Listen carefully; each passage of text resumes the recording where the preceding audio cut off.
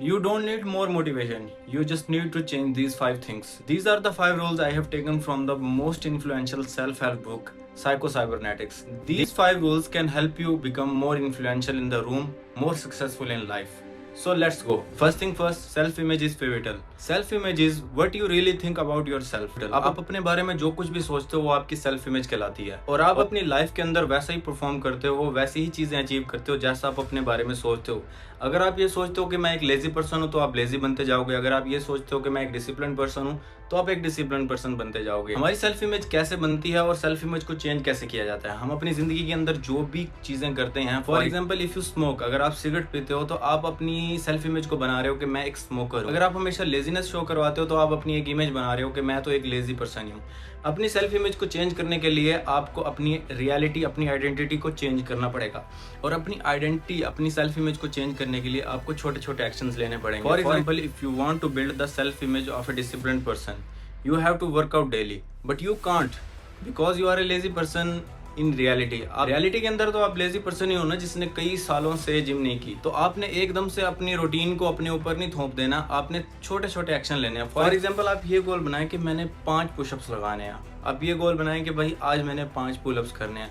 आप छोटे छोटे एक्शन से अपनी आइडेंटिटी को चेंज करते जाओगे और जब आपकी आइडेंटिटी चेंज हो जाएगी तो आपकी सेल्फ इमेज ऑटोमेटिकली इंप्रूव हो जाएगी। सो सेकंड नंबर पे है पावर ऑफ विजुअलाइजेशन। इससे मुराद ये कि आप अपने बारे में जो चीजें भी सोचते हो आप वैसा बनते जाते हो।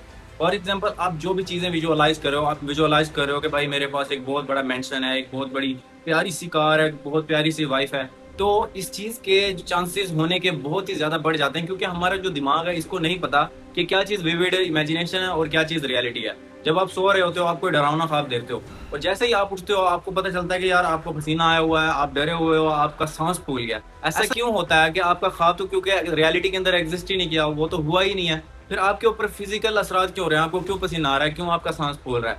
ये इस वजह से है क्योंकि हमारे दिमाग को नहीं पता कि क्या चीज विविड इमेजिनेशन है और क्या चीज रियलिटी है। ये सेम तरह से ही काम करता है, बेशक इसको एक विविड इमेजिनेशन दी जाए या फिर रियलिटी दी जाए। अगर आप अपने बारे में अच्छी चीजें सोचोगे, अच्छी चीजें विजुअलाइज करोगे तो आपका दिमाग उस चीज के लिए आपको फोर्स करेगा, वैसी ही चीजें सोचेगा, आपको वैसे ही एक्शन करने के लिए फोर्स करेगा।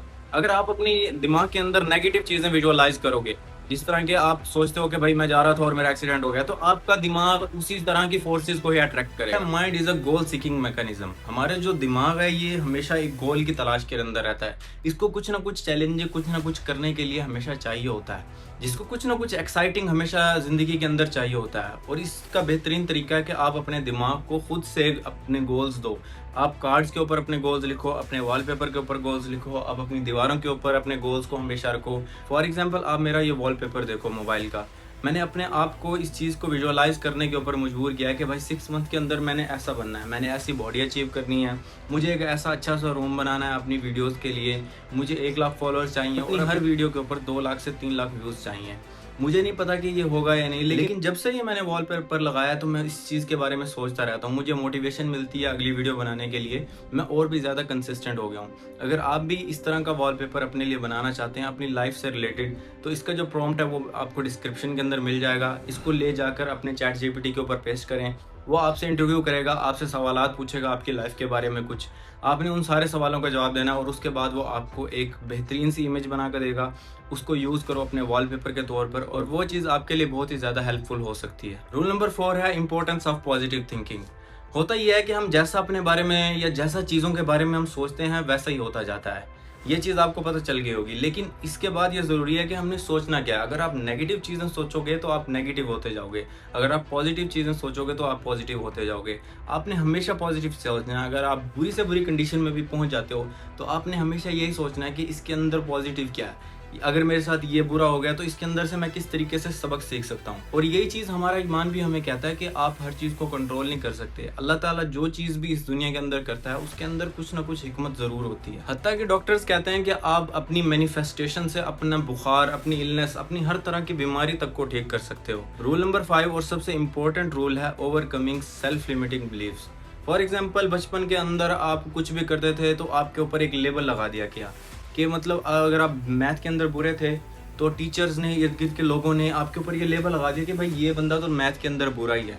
और आपने भी अपनी उस रियलिटी को एक्सेप्ट कर लिया और आपने ये सोचना शुरू कर दिया और मान लिया कि भाई मैं तो मैथ के अंदर बुरा हूँ। सो जो भी आपके सेल्फ लिमिटिंग बिलीव्स हैं जो आपको रोक रहे हैं कुछ अलग ट्राई करने से, कुछ भी बड़ा करने से, आपने उन सारे लिमिटिंग बिलीव्स को अपने दिमाग से निकाल देना है और सोचना है कि मैं इस दुनिया के अंदर कुछ भी कर सकता हूँ। ये 5 रूल्स अगर आप इनके ऊपर पूरी तरीके से काबू पा लेते हो तो आपको सक्सेसफुल होने से फिर दुनिया की कोई ताकत नहीं रोक सकती। मिलते हैं अगली वीडियो में, सब्सक्राइब कर देना।